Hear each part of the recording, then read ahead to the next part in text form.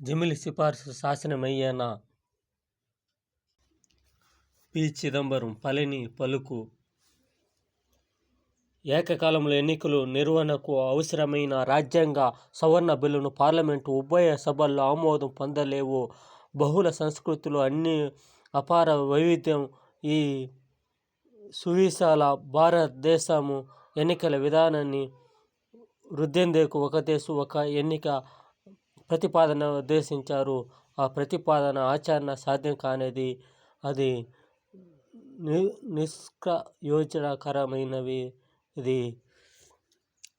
Sir, మీ వంటి వాళ్ళు ఉంటే అది సాధ్యం కాదు.